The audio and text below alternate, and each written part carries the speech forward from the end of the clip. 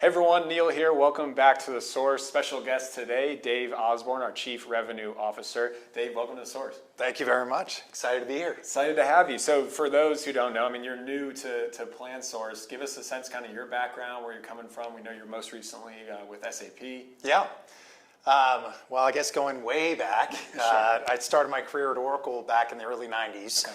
And I was there for a little over 5 years. Then I did a couple of smaller startups. And then I ended up at SAP, where I was for the last 16 years. So Great. it's been a lifetime. But I was ready for a change. SAP was a great experience. I did a lot of different jobs. The last job that I had at SAP was with SuccessFactors, and SuccessFactors actually resold a competitive product to PlanSource. So I became familiar with the space. I was managing all of our channel sales organization as well as our global partner ecosystem, so implementation partners, third-party software partners, but it was time to do something new, and PlanSource just kind of called at the right time. Sure. You mentioned channel sales partnerships. That's such a big focus for us going forward. Can you touch a bit about the scalability of really leaning into the channel sales and kind of your experience there? Sure. So that was absolutely one of the reasons that I joined PlanSource, was this leveraged routes to market, if you will, working with the brokers or resellers, and then also our partnerships with Kronos and with Ultimate Software. I saw the power of that leveraged distribution model, if you will, working at SuccessFactors, and how it just allows a company to get into markets or into regions that they can't necessarily get to directly. Sure. Without a massive investment in headcount and resources. So I'm a big fan of the leverage distribution model, and I really have come to appreciate how amazing PlanSource is at that, and how authentic they are to our overall strategy, which is selling through brokers or selling through HCM resellers. Yeah, it's always been a differentiator, and one we just saw a couple cool success stories, folks on the stage at SalesCon just highlighting either reseller wins or some of the broker partners that they're winning. The theme for us has been Ignite at the sales conference this week. Talk about Ignite and what you're excited about going forward in 2020 for us.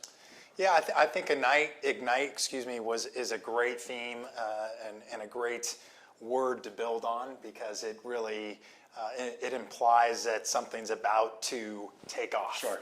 Right. So if you ignite a fire or ignite a fireworks, it means that the kindling has been set, all the stage is set, and it's just about ready to burst. And that's really what I feel like the opportunity is at PlanSource. I feel like we've come off a great 2019, hitting the objectives, signing up new carrier partners. We're now at 11 carrier partners for Boost, soon to be 12.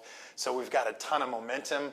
Like I said, that kindling has really been set, and it's just about ready to take off. So really excited to be here at our SalesCon kickoff. We've got over 100 people in the room. We've got a ton of new hires, and it's a great opportunity to just educate them and make them aware of the opportunity in front of them. And it's really an exciting time to be at PlanSource. You dove right in. You're MC, host, and I think we gave you a resounding A. It sounded like some A minus, but job well done, right? Yeah, thank you. Yeah, no, it was a great first day, Yeah. And I'm really excited about the next couple of days that we have here in Atlanta. We're introducing our carrier partners and some of the new Boost partners to the organization tomorrow afternoon. We're investing in our sales organization by training them on our PlanSource value selling initiative. So it's a great and exciting couple days. Awesome. Well, changing gears, we know you're from San Francisco. I was going through either San Francisco trivia or San Francisco bands, but just to simplify it, what's either a fun story from San Francisco or an experience about San Francisco not many know? We know Alcatraz, you can take the ferry out and go, or check out the fish market. What's one that comes to mind for you? Yeah, so the Alcatraz, that definitely triggers an idea or a story.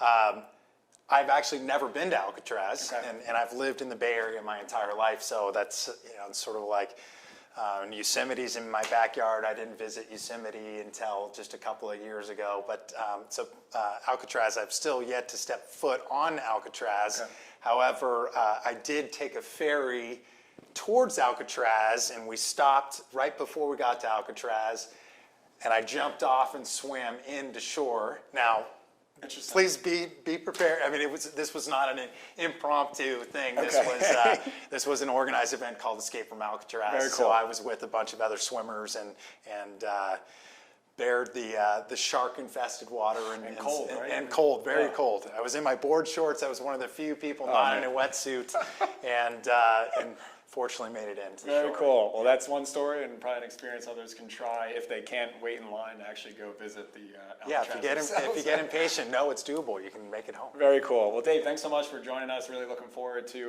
2020. And we'll catch you all next time on The Source. Thanks for joining. Thanks for having me.